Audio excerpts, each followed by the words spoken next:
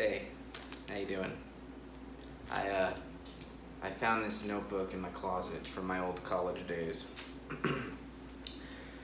April 11th, 2016. Today I began to understand one of the immutable truths with regard to my own existence. Today I discovered that I am not surrounded by walls and barriers, but part of a continuum with all other things, those living and even those inanimate. I feel a new surge of desire for life, for living in the now, for getting out and becoming part of everything around me. I want to change the world, and I know I can do it. I'm like a newborn baby taking his first steps. I was blind before to my inner self, my true desires, my own special power, and the universe itself. So many people live lives of such pointless desperation, unable to appreciate that life is life to be lived for today, in every flower, in a cloud, in a smile. I also realized today that Megan and I have to break up.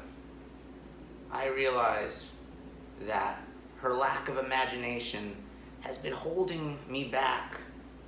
She's been trying to mold me into someone I will never be. She's too somber, too materialistic, too straight and narrow, but she's wrong, and I learned that today. Today I learned that life is an adventure for people with courage. I guess I should back up for a minute here. I don't really know where to start. I guess everything happened when I took that acid that Mike gave me for my birthday. When I got off, I decided to take a bath. And I was watching the water, just thinking about how beautiful it looked. How I never really noticed how beautiful bath water looked before. When out of nowhere, I heard this incredible music, like chimes.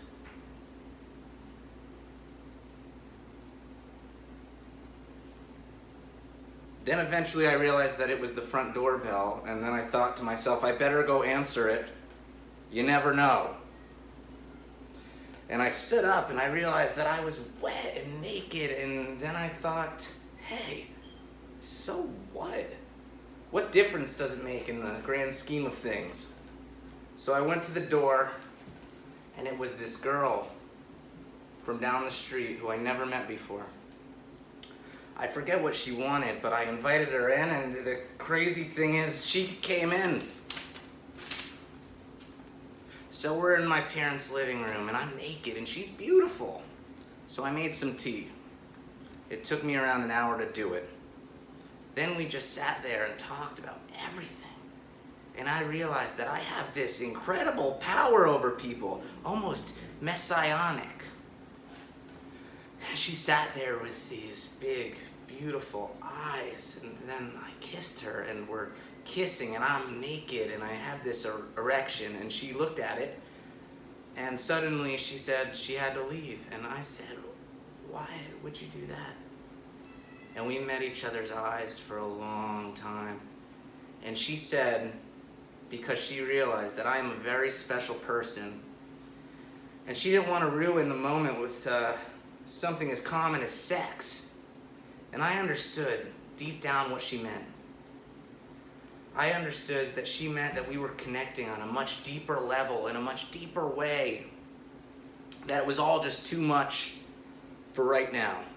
And she left. And I started to think to myself that I must be the kind of man that women find irresistible, that I am special, that I have powers that others just don't have, and I can't let myself be hindered, that I must connect with everything in this world that wants me. So I just lay down on the floor, naked and tripping, and I could feel the power moving through me as if the whole world lay beneath me just to hold me up. I was literally on top of the world. I felt like God. I mean, I really felt like God. Well, that was about 5 hours ago, and I'm pretty straight now. And after I write this down, I'm gonna call Megan and tell her that it's over between us.